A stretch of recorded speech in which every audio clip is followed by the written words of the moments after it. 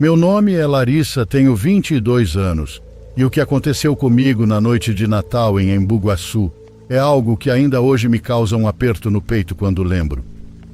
Não é uma história de ouvir falar, nem algo que eu aumentei com o tempo. Eu vivi cada segundo, cada sensação e cada medo. E o mais assustador é que aconteceu num caminho que eu conheço desde criança.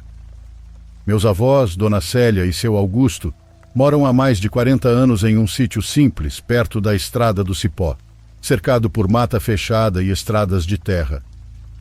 Todo o Natal da família era lá. Sempre foi um lugar de riso alto, cheiro de churrasco, crianças correndo e adultos conversando até tarde. Para mim, aquele sítio nunca foi um lugar assustador. Pelo contrário, sempre foi sinônimo de segurança. Naquele dia 25 de dezembro, eu passei a tarde na casa da minha mãe. A celebração no sítio começaria no fim da tarde e eu resolvi ir sozinha, a pé, como já tinha feito muitas vezes. Eu quis esperar o sol se pôr, porque sempre gostei daquele momento em que o céu fica alaranjado antes de escurecer. Parecia tranquilo. Parecia seguro. Saí por volta das 6 da tarde. No começo, tudo estava exatamente como sempre. O céu ainda tinha luz, alguns pássaros faziam barulho, e o vento mexia o mato baixo à beira da estrada. Meus passos levantavam poeira, e eu pensava no cheiro da carne assando, nas risadas da família, e em nada que justificasse medo. Mas poucos minutos depois, algo começou a mudar. A escuridão chegou rápido demais. Não foi gradual, foi como se o dia tivesse sido arrancado de uma vez. O silêncio se tornou estranho. Não havia mais grilos, nem cachorros, nem som distante de carro. Só meus próprios passos, altos demais no meu ouvido. Continuei andando, tentando ignorar o desconforto. Só que o caminho começou a parecer diferente. Curvas que eu não lembrava surgiam. O mato parecia mais alto e mais fechado. A estrada parecia se esticar como se não tivesse fim. Eu já deveria estar vendo a cerca dos fundos do sítio dos meus avós, mas ela não aparecia. Foi aí que senti, pela primeira vez, a certeza de que algo estava errado. O ar parecia mais frio e denso. Era como se eu estivesse andando dentro de um lugar que não queria que eu estivesse ali. De repente, ouvi meu nome. Larissa. A voz veio como um sussurro. Meu corpo inteiro gelou. Virei rápido, esperando ver qualquer pessoa, mas não havia ninguém. O caminho atrás de mim parecia diferente e quase irreconhecível. A partir dali, o medo tomou conta. Passei a ouvir passos que não eram meus. Às vezes atrás, às vezes ao lado. Sentia um sopro gelado perto do ouvido, como se algo se aproximasse demais. Em outros momentos ouvi sussurros falando coisas que eu não entendia direito, mas que me faziam sentir um peso no peito que não era meu. Meu celular não tinha sinal. A lanterna piscava fraca. O choro veio sem aviso. Minhas pernas ficaram fracas, e eu já não sabia se andava para frente ou se estava presa em um círculo sem saída. O tempo perdeu o sentido e parecia que eu estava ali há minutos e horas ao mesmo tempo. Desesperada, lembrei da minha avó. Dona Célia sempre dizia que quando o medo não tivesse nome, a oração era o único caminho. Com as mãos tremendo, me ajoelhei ali mesmo, na terra fria, sem me importar com nada. Comecei a rezar o Pai Nosso do jeito que ela me ensinou desde pequena, palavra por palavra, mesmo chorando e mesmo com a voz falhando. Enquanto eu rezava, tudo ficou silencioso demais. Nenhum sussurro, nenhum passo e nenhum vento. Um silêncio pesado, quase sufocante. Quando terminei a oração, levantei devagar e comecei a andar novamente. Foi então que, de repente, reconheci o lugar. À minha frente estava a cerca dos fundos do sítio dos meus avós. A mesma cerca velha, torta, com arame enferrujado. Aquilo era impossível. Eu não poderia estar ali. Aquele ponto ficava atrás da casa, não no caminho por onde eu vinha. Mesmo confusa, atravessei a cerca quase correndo. As luzes estavam acesas e ouvi várias pessoas falando alto. Quando cheguei ao quintal, minha mãe foi a primeira a me ver. Ela gritou meu nome e correu até mim. Minha avó veio logo atrás, me abraçando forte. Foi ali que descobri que, para eles, eu tinha ficado desaparecida por quase 3 horas. Minha mãe e meu tio Ricardo tinham ido me procurar no caminho inteiro. Chamaram meu nome, voltaram e procuraram de novo. Quando retornaram ao sítio, eu não estava lá. Um caminho de 30 minutos virou um vazio sem tempo. Até hoje ninguém consegue explicar. Eu só sei que nunca mais esperei o sol se pôr naquele lugar. E todo Natal, quando escurece, eu lembro daquele caminho que parecia vivo e agradeço por minha avó ter me ensinado desde pequena a rezar.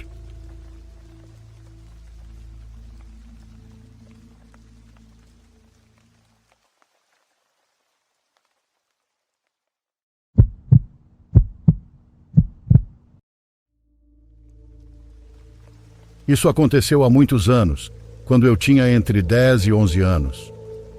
Foi algo suficientemente perturbador para permanecer na minha memória como se tivesse acontecido ontem.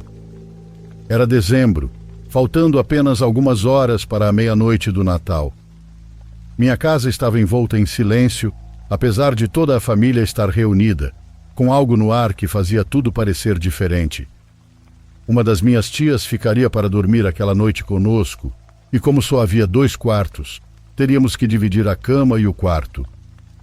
Não é que a presença dela me desagradasse, mas só posso dizer que desde o momento em que ela chegou e deixou as malas, senti-me inquieto, como se alguém estivesse me observando o tempo todo. Na sala, meus primos estavam brincando em frente à árvore de Natal, falando também sobre o que poderiam ser os presentes embrulhados e rindo enquanto tentavam adivinhar com as sugestões mais bobas. Eu, por minha vez, preferia observar a árvore com atenção.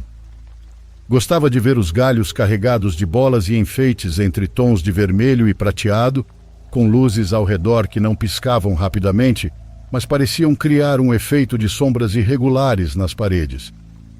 Enquanto eu ia até a cozinha buscar um lanche, ouvi um dos meus primos tropeçar no conector da árvore, puxando a extensão e fazendo com que as luzes se desligassem. Minha mãe, que estava ocupada na cozinha com minhas tias, pediu que eu a ligasse novamente, pois naquela noite ela deveria permanecer acesa até o amanhecer. Lembro-me de ter caminhado devagar, com os pés cobertos apenas por meias. O frio do chão era forte o suficiente para atravessar o tecido. Cada passo que eu dava, de alguma forma me causava medo enquanto observava aquela árvore escura no canto da sala. Ela parecia uma silhueta humana, viva demais para algo artificial.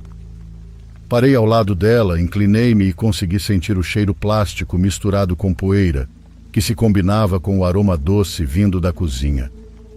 Como a sala estava muito escura, meus primos foram para a sala de jantar, onde havia mais iluminação e adultos conversando sobre trabalho, deixando-me sozinho diante da árvore. Foi por isso que consegui ouvir algo que parecia um leve sibilo vindo de trás dela. Era longo demais e próximo demais para ter sido um familiar ou apenas parte da minha imaginação. Era aquele som característico que fazemos quando pedimos para alguém ficar em silêncio, como em uma biblioteca. Senti o corpo leve de medo e saí correndo da sala sem olhar para trás, com a certeza de que tinha ouvido aquilo. Corri imaginando alguém saindo de dentro dos galhos da árvore, tentando me agarrar se eu não me afastasse o suficiente até chegar a um lugar seguro. Foi então que alguém me agarrou, mas foi minha mãe. Ao abraçá-la por trás, ela me segurou confusa, achando que eu tinha brigado com um dos meus primos. Embora não tivesse sido isso, também não soube explicar o que tinha ouvido na árvore. Apenas pedi que fosse ela no meu lugar. O resto da noite não consegui me sentir tranquilo. Meus olhos se desviavam sozinhos em direção à árvore, e mesmo quando passava pelo corredor, eu a observava pelo canto do olho. A casa já não parecia a mesma desde que minha tia tinha chegado para se instalar. A simples presença dela dava muito no que pensar, algo que só eu parecia ter notado.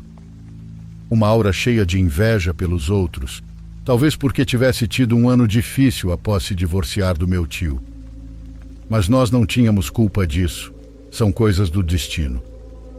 Durante a noite é claro que não consegui dormir. O fato de tê-la ao meu lado me deixava desconfiado. Quando fechava os olhos por alguns instantes, minha mente projetava aquela árvore escura, imóvel, com as luzes apagadas. Talvez se eu tivesse ligado as luzes naquele momento, teria conseguido ver o que se escondia dentro dela. Desde aquele Natal, nada voltou a ser igual. Árvores decoradas passaram a me causar grande nervoso, assim como voltar a encontrá-la. Sim, porque depois daquele Natal, minha tia discutiu com a família e se afastou completamente de nós. Só de vez em quando a víamos. Não sei o que foi feito da árvore, mas espero que continue sumida.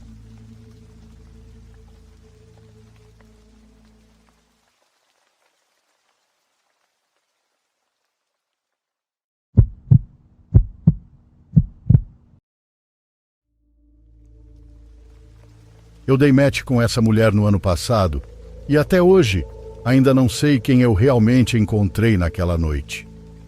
O nome dela no aplicativo era Raquel. Ela parecia normal nas fotos, nada exagerado ou excessivamente editado, apenas uma morena latina bonita que trabalhava com marketing e gostava de trilhas. Conversamos por alguns dias e ela parecia ter os pés no chão. Nada de mensagens estranhas ou vibes esquisitas. Ela não forçou nada e, na verdade, queria ir com calma. Sinceramente, foi revigorante comparado aos outros matches. Depois de cerca de uma semana conversando, combinamos de nos encontrar para jantar numa noite de quarta-feira. Ela escolheu um restaurante numa parte tranquila da cidade, um pouco mais sofisticado do que os lugares que eu costumo ir, mas nada exagerado. Quando cheguei lá, mandei uma mensagem dizendo que tinha estacionado. Ela não respondeu. Fiquei esperando na entrada, checando o celular a cada 2 minutos. 10 minutos se passaram, depois 20. Pensei que talvez ela tivesse ficado presa no trânsito. Mandei outra mensagem, dizendo que eu estava dentro, perto da recepção. Comecei a ficar um pouco envergonhado, pois parecia que eu estava levando um bolo. A recepcionista perguntou se eu queria uma mesa, e eu disse que estava esperando alguém. Ela me disse que ninguém com o nome Raquel tinha feito o check-in. Já tinham se passado 30 minutos, e eu estava prestes a ir embora, quando um cara entrou e veio direto até mim. Ele devia ter uns 40 e poucos anos, mal arrumado, meio pesado, vestindo um moletom preto com capuz. Ele me perguntou se eu era o Jackson. Meu nome não estava na reserva, então aquilo me pegou de surpresa. Eu disse que sim, e ele falou que era o irmão da Raquel. Ele disse que ela não estava se sentindo bem, mas que ainda queria me conhecer e que pediu para ele me buscar, já que a casa ficava bem perto e ela não queria cancelar. Tudo aquilo já soava estranho, e eu perguntei por que ela não tinha me mandado mensagem. Ele disse que ela tentou, mas o celular dela tinha descarregado e que ela realmente não queria desmarcar o encontro. O tom dele era calmo e educado, e ele não parecia agressivo nem nada do tipo, mas aquilo tudo estava meio errado. Perguntei onde ela morava e ele disse que era só a alguns quarteirões dali, e que seria mais fácil ir de carro porque as calçadas estavam escorregadias por causa do gelo. Fiquei ali parado, debatendo comigo mesmo. Uma parte de mim se sentia um idiota se recusasse, como se talvez ela estivesse realmente doente e envergonhada, mas outra parte de mim sentia que nada daquilo era normal. Eu disse que estava tranquilo para ir andando e pedi o endereço. Ele respondeu que seria melhor se ele me mostrasse o caminho. Foi aí que alguma coisa no meu estômago me disse para não ir. Eu falei que preferia remarcar e comecei a caminhar em direção à porta. Ele se colocou na minha frente, não de forma agressiva, mas o suficiente para bloquear meu caminho. Ele disse que a Raquel ficaria chateada e que ela tinha pedido especificamente para que ele me levasse. Eu disse que falaria com ela depois por mensagem. Ele me encarou por alguns segundos, depois saiu da frente e disse: "Tenha uma boa noite", mas o tom soou mais como um aviso do que qualquer outra coisa. Saí do restaurante rapidamente e entrei no meu carro. Tranquei as portas imediatamente. Enquanto eu saía da vaga, vi ele parado do lado de fora do restaurante me observando. Dirigi pensando que aquilo tinha sido o fim da história e que talvez tivesse sido só um mal-entendido estranho. Mais tarde, naquela noite, por volta das 23 horas, meu celular vibrou. Era uma mensagem no Tinder, do perfil da Raquel. Dizia: "Por que você não veio?" Respondi que o irmão dela tinha ido ao restaurante e me dito que ela estava doente. Ela respondeu instantaneamente dizendo que não tinha irmão. Tudo o que eu consegui pensar foi: "O quê?" Contei exatamente o que tinha acontecido e ela parou de responder. Achei que talvez ela também estivesse assustada. Tentei dormir depois disso, mas por volta da 1 da manhã recebi uma notificação de que alguém estava tentando acessar meu e-mail, depois meu aplicativo do banco e depois meu Instagram, tudo em questão de minutos. Troquei minhas senhas e ativei todas as opções de segurança possíveis. No começo, não conectei isso diretamente à situação da Raquel. Na manhã seguinte, entrei no Tinder para ver se ela tinha respondido, mas o perfil dela tinha sumido, completamente apagado. Por volta do meio-dia, recebi uma mensagem de um número desconhecido. Dizia: "Você deveria ter vindo comigo." Mostrei a mensagem ao meu colega de apartamento e ele me disse para bloquear o número e denunciar. Eu bloqueei, mas as mensagens não pararam. Novos números começaram a me mandar mensagens, com códigos de área diferentes. Cada mensagem era curta e vaga, coisas como: "Nós vimos você. Da próxima vez não desperdice meu tempo." E "Você dificultou as coisas para si mesmo." Em certo momento chegou uma mensagem usando meu nome completo, não o nome que eu usava no aplicativo, mas meu nome legal verdadeiro. Não respondi a nenhuma delas. Naquela noite, enquanto eu estava sozinho em casa, alguém bateu na porta do meu apartamento. Eu estava no sofá e simplesmente não consegui me mexer. Depois de 1 minuto de silêncio, houve outra batida mais forte dessa vez. Pensei em chamar a polícia, mas tinham sido só 2 batidas e eu não queria parecer paranoico. Olhei pelo olho mágico. Não tinha ninguém lá. O corredor estava vazio. Dei um passo para trás e esperei. Alguns segundos depois, ouvi passos pesados descendo as escadas. No dia seguinte, liguei para o restaurante e perguntei se alguém com a descrição daquele cara tinha feito reserva ou dado entrada mais ou menos no horário em que eu estive lá. Eles disseram que não. Perguntei se alguém tinha ficado parado do lado de fora olhando para dentro, talvez esperando alguém. A recepcionista me disse que um dos garçons comentou que havia um homem de moletom andando de um lado para o outro do lado de fora por quase 1 hora antes de eu chegar. Ela disse que eles acharam que ele estava esperando alguém, mas ele nunca entrou até caminhar diretamente até mim.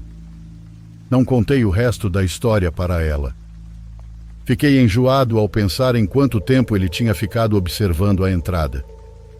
Entrei em contato com a polícia local e passei o número que tinha me mandado a primeira mensagem. Eles não conseguiram rastrear até ninguém, e como nenhum crime tinha sido tecnicamente cometido, segundo eles, não havia muito o que fazer. Apaguei o aplicativo, troquei meu número de telefone e mudei todas as minhas senhas. As coisas ficaram quietas por cerca de 1 semana. Então, numa noite, quando eu estava levando o lixo atrás do prédio onde moro, encontrei um pedaço de papel dobrado enfiado sob a alça da caçamba. Tinha meu nome escrito nele. Eu abri.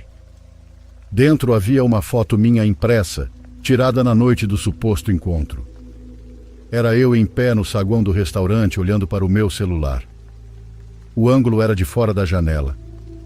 Alguém tinha me observado o tempo todo. No verso da foto estava escrito: você. Não consegui dormir por dias. Comecei a ficar na casa de amigos. Qualquer barulho fazia meu coração disparar. Alguns dias depois, verifiquei a caçamba novamente e não encontrei nada. Passei a ficar extremamente atento ao meu entorno. Eventualmente as mensagens e tudo mais pararam, ou talvez só tenham parado de se mostrar para mim. Talvez ainda estivessem observando. A única coisa que eu sei é que a pessoa que encontrei naquela noite não era o irmão da Raquel, porque ela não existia. Alguém criou todo aquele perfil do zero. Alguém a inventou apenas para atrair alguém para algum lugar. Alguém esperava que eu saísse daquele restaurante com eles, e a pior parte é que eu ainda não sei quem ele era. Nunca mais usei um aplicativo de namoro. Sinto que eu deveria ter desaparecido naquela noite, e a única razão pela qual isso não aconteceu foi porque confiei no meu instinto no último segundo.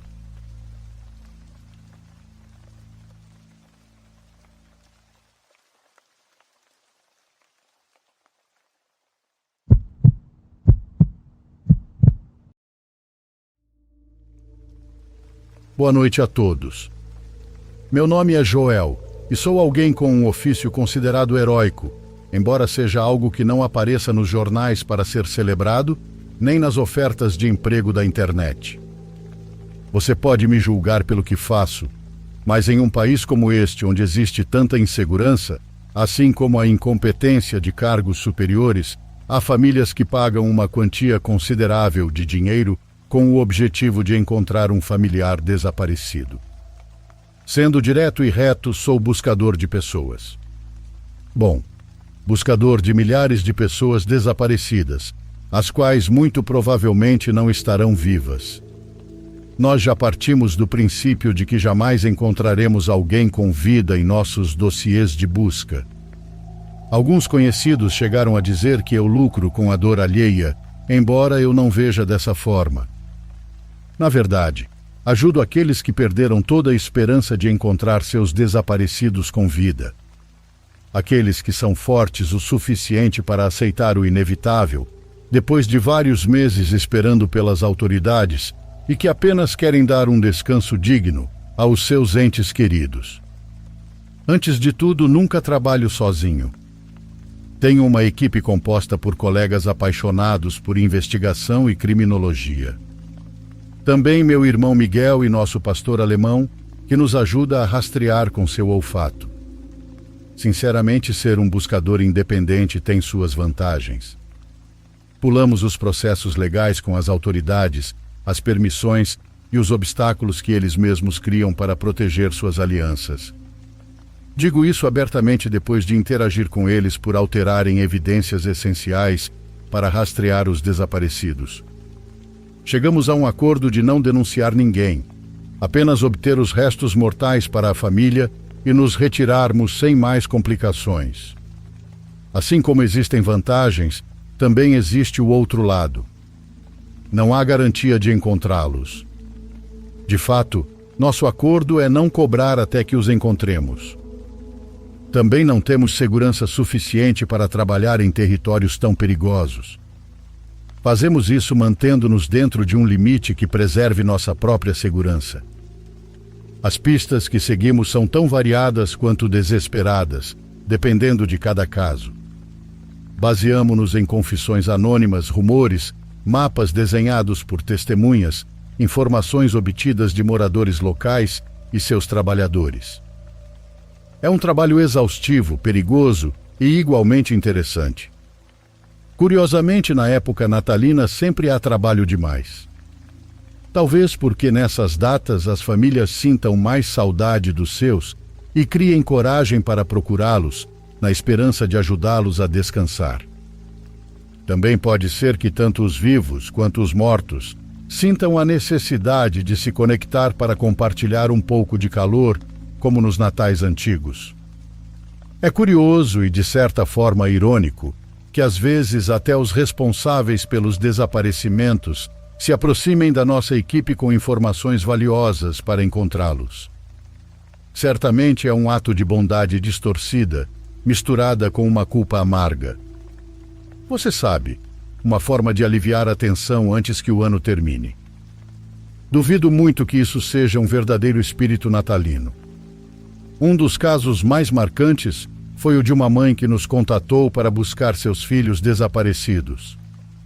A última vez que os viu, eles saíram de casa para ir ao parque mais próximo brincar e não voltaram. Não havia nenhum rastro deles, nem testemunhas. Depois de semanas realizando uma investigação profunda, acabamos nos arredores de um povoado não muito distante de onde eles moravam. Graças ao olfato do cachorro, encontramos um poço tampado. E como vocês podem imaginar, lá estavam as duas crianças abraçadas. Parecia que tinham se consolado mutuamente em seus últimos momentos. Sim, foi devastador cavar para tirá-los dali, e nem se fala em dar a notícia à mãe, que chorou de uma forma que eu nunca tinha ouvido antes. Mas ela teve um encerramento, e eles de alguma forma voltaram para casa para obter o descanso merecido. Este ano, no entanto, aconteceu algo impossível de acreditar. Quero dizer, gosto de ouvir histórias no canal, mas é muito diferente escutar por entretenimento e presenciar algo em primeira mão. No começo deste mês, procurávamos uma menina na cidade e a encontramos de forma absurda ao achá-la incompleta. Fizemos uma reunião de emergência na equipe, analisando quais ações tomar e decidimos continuar buscando o que faltava. Revisamos cada canto da região sem encontrar nada. Foi tão frustrante que acabamos desistindo depois de longas jornadas tentando encontrá-la por completo. Por fim, entramos em contato com a família, pedindo desculpas e mencionando que caberia a eles decidir se nos dariam mais tempo para melhorar a investigação ou se encerraríamos o caso ali. Naquela madrugada, enquanto dormia, fui acordado por um som peculiar, parecido com unhas arranhando a porta principal. Zeus também estava latindo, com as orelhas em alerta. Levantei-me para olhar pela janela e não encontrei ninguém do lado de fora, nem mesmo um animal, embora o som continuasse. Ao abrir a porta, bem à frente dela estava aquilo que havíamos estado procurando. Não havia pegadas, sinais ou qualquer rastro de como tinha chegado até ali. Apenas estava colocado sobre o tapete externo. Parecia deixado de propósito, como se alguém estivesse nos observando e esperando o momento certo para se aproximar. Decidi buscar alguns lençóis para guardar os restos adequadamente dentro de casa. Ao amanhecer, levei tudo ao vilarejo da família para que pudessem reuni-la, encerrando aquele caso. Desde então, comecei a acreditar que os mortos também desejam ser encontrados, ajudando dentro de suas capacidades nas buscas. Há algo neles que parece se apegar ao desejo de descansar em paz, e o Natal amplifica essa necessidade. Até mesmo o fato de as pessoas se lembrarem mais de nós neste mês pode muito bem ser influenciado por eles, caso tenham algo pendente que os mantenha ligados a nós. O Natal traz histórias como essa, e meu trabalho realmente nunca termina, porque há milhões de famílias esperando um sinal de seus desaparecidos, esperando ser encontrados.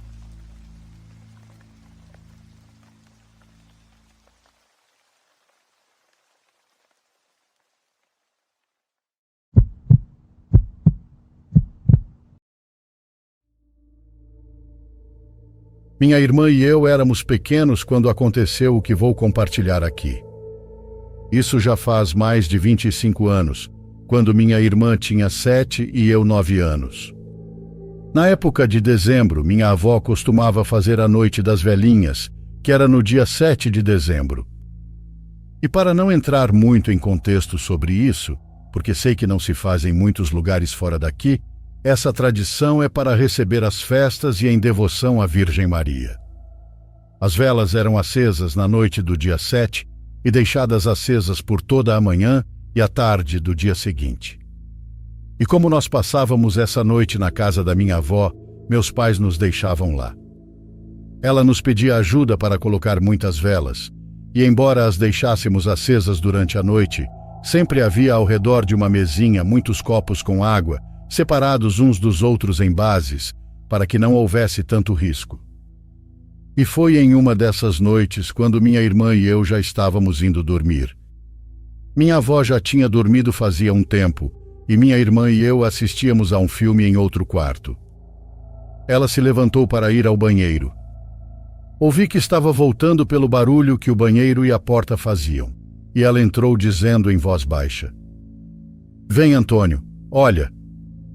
Eu me levantei e fui atrás dela sem perguntar antes o que ela queria que eu visse, e comecei a andar como ela, tentando não fazer barulho. Ela me fazia sinal com a mão para que eu não falasse, e abaixados fomos caminhando pela casa da minha avó até chegar à parte que ligava a cozinha à sala. Ela me segurou pelo braço para me puxar para dentro da cozinha, onde depois nos acomodamos na ponta de uma das bancadas para olhar em direção à sala. "Já viu eles?" Ela me perguntou ao mesmo tempo em que eu observava um par de crianças paradas na sala. Eles estavam de pé, rodeando a mesa onde minha avó e nós havíamos deixado aquelas velas acesas. Só que eu não sabia se por causa da luz ou por algum outro motivo, não conseguíamos ver os olhos deles. Sinceramente, parecia que eles não tinham olhos, mas eu me agarrei à ideia para não me assustar, que não dava para ver os olhos por causa da pouca luz da sala. Eram duas crianças, uma menina de talvez uns 5 anos e um menino de 2 ou 3. Eles só estavam ali, de pé, olhando para as velas. Minha irmã sussurrou tão baixo que, mesmo estando com o rosto encostado no meu ombro, eu mal conseguia ouvi-la. Nós realmente não queríamos que eles nos vissem espiando, porque, para começo de conversa, quem eram eles? O que minha irmã me perguntou foi se devíamos contar para minha avó, porque aquelas crianças não nos pareciam nem um pouco conhecidas. As roupas que usavam pareciam antigas. E ali ficamos observando, até que o menor começou a soprar as velas. Ele fez isso devagar. As chamas só balançavam, mas não apagavam. Vimos que os dois começaram a rir, mas sem fazer barulho. Depois a menina também começou a soprar as velas. Agora os dois estavam tentando apagá-las. As chamas se moviam mais, algumas já tinham se apagado, e de repente os dois viraram para nos olhar com um movimento que, juro, não parecia natural. A forma como giraram a cabeça foi rápida demais.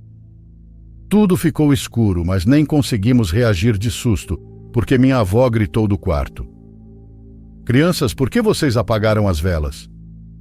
Minha irmã e eu saímos correndo para o quarto da minha avó, gritando e dizendo que havia umas crianças na sala. Foi minha irmã quem disse, com as palavras dela: "Vó, os fantasmas apagaram as velas, não fomos nós." E aí percebi que minha avó, desde o quarto dela, tinha notado que as velas tinham sido apagadas. Não sei como ela percebeu isso, pois a porta estava fechada. Minha avó se levantou rápido da cama ao ouvir isso. Foi para a sala e minha irmã a acompanhou. Eu não saí do quarto da minha avó. Elas iam acendendo as luzes e eu fiquei ali no quarto. Só ouvi o barulho do isqueiro e minha avó rezando. Elas voltaram para o quarto, minha avó se sentou conosco na cama e disse que ainda bem que vimos aquelas crianças fazendo aquilo. Ela continuava dizendo que achava que, como em muitos casos que se contam, as almas penadas buscam a luz para poder transcender e fazem isso por meio das velas acesas. E embora aquelas velas não tivessem sido acesas com essa intenção, mas sim por causa da Virgem Maria, segundo minha avó, existem outras almas que têm intenções totalmente opostas. Elas buscam fazer maldades apagando aquelas velas. Isso explicava a forma como aquelas crianças nos olharam antes de apagá-las. Aqueles olhos que pareciam completamente vazios, aquela expressão tão séria e horrível com que nos encararam. E a partir daquele dezembro, quando minha avó deixava as velas acesas, também deixava uma cruz por perto. E isso, ao que parece, ajudou. Infelizmente, para nossa tristeza, minha avó faleceu alguns anos depois e nunca perguntamos a ela como foi que naquela noite ela percebeu que as velas tinham sido apagadas.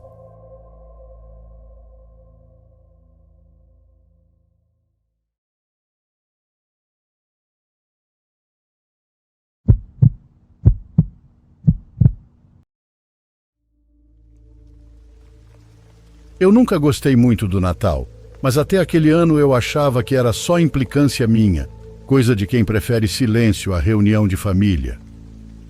Hoje eu sei que não era só isso.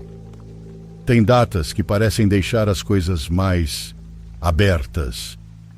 E aquela noite de 24 de dezembro foi a prova disso. Eu tinha 22 anos e estava passando o Natal na casa da minha avó materna, num bairro antigo, daqueles onde as casas são grudadas umas nas outras e quase todas foram construídas antes de eu nascer.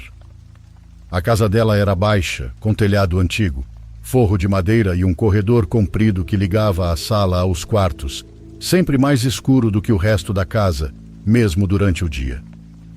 A noite, então, parecia engolir a luz. A ceia foi tranquila. Barulho de conversa, risadas, copos brindando, aquela sensação meio forçada de felicidade que o Natal costuma ter. Lá fora, fogos estouravam de vez em quando, e o cheiro de comida se misturava com o calor que fazia até a madeira do armário cheirar ruim. Nada parecia fora do normal. Pelo menos não naquele momento. Perto da meia-noite comecei a sentir um incômodo estranho.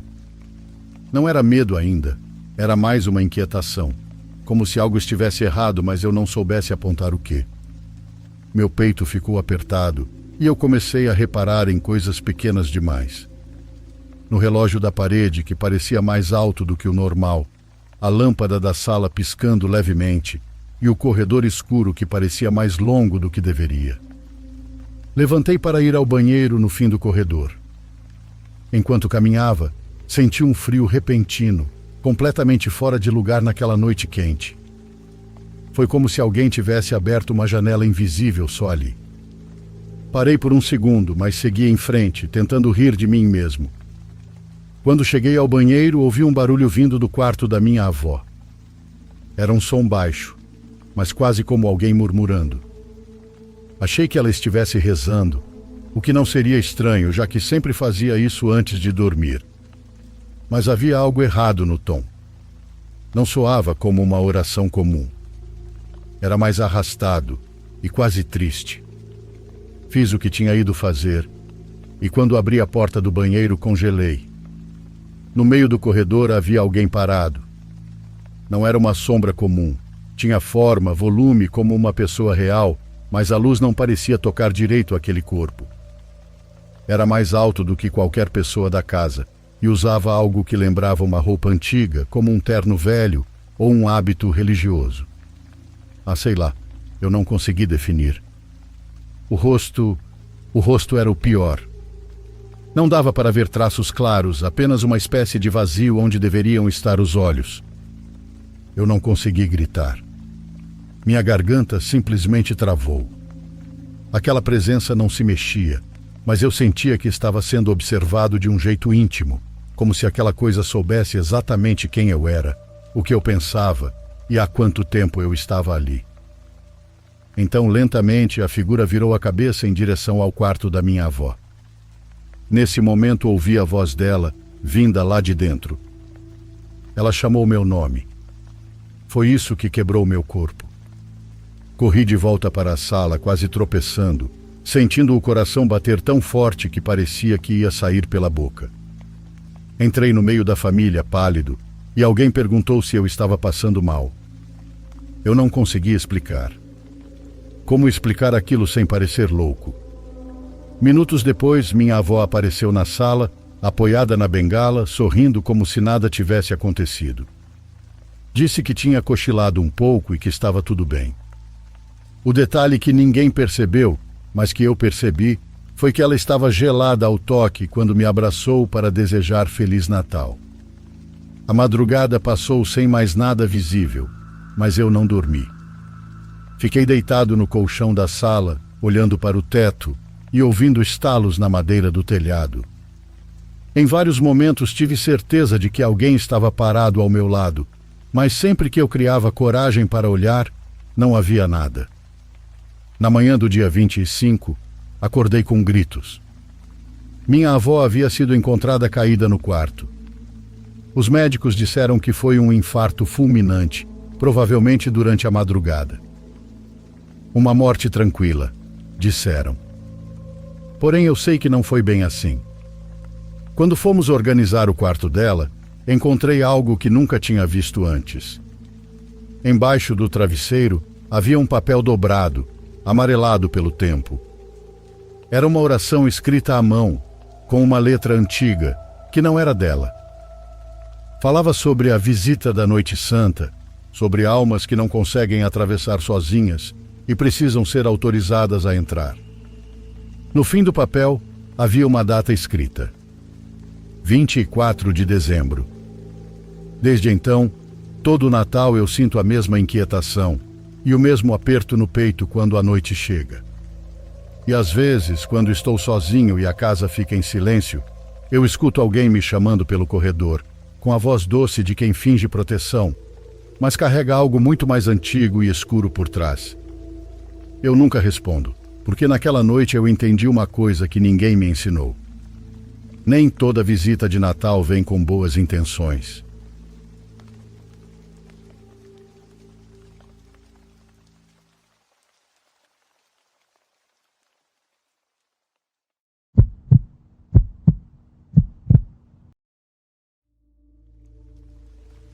Olá, meu nome é Glória. Meu relato é o seguinte.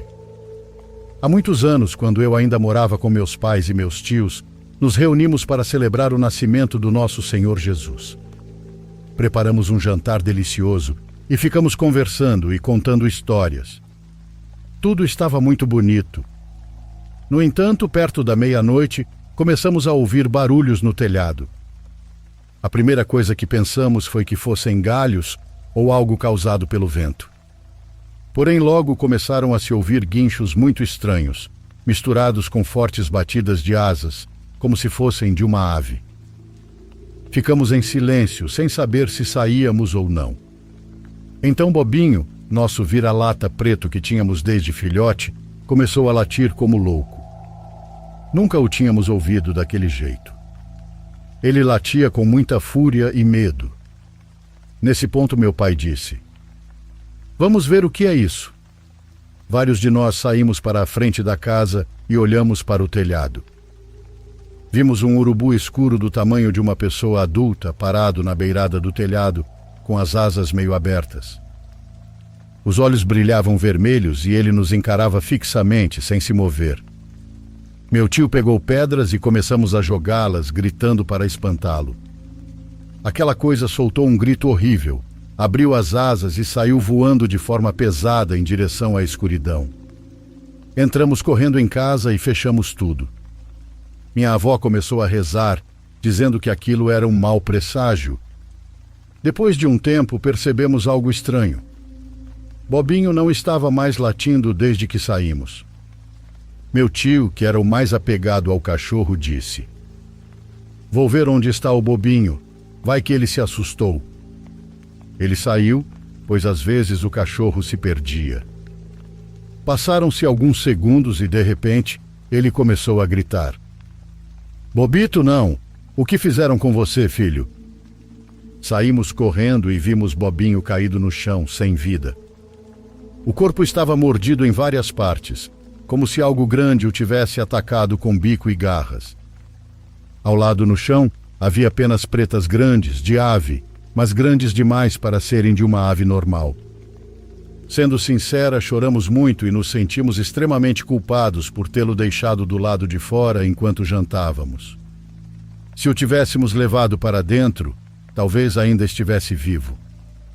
Além disso, no vilarejo já se comentava há semanas que pelo menos 3 bruxas estavam soltas, fazendo maldades. E nós temos certeza, até hoje, de que aquilo que vimos no telhado não era um urubu, era uma bruxa. Essa foi a história de como uma bruxa arruinou nosso Natal e nos tirou nosso querido animal de estimação.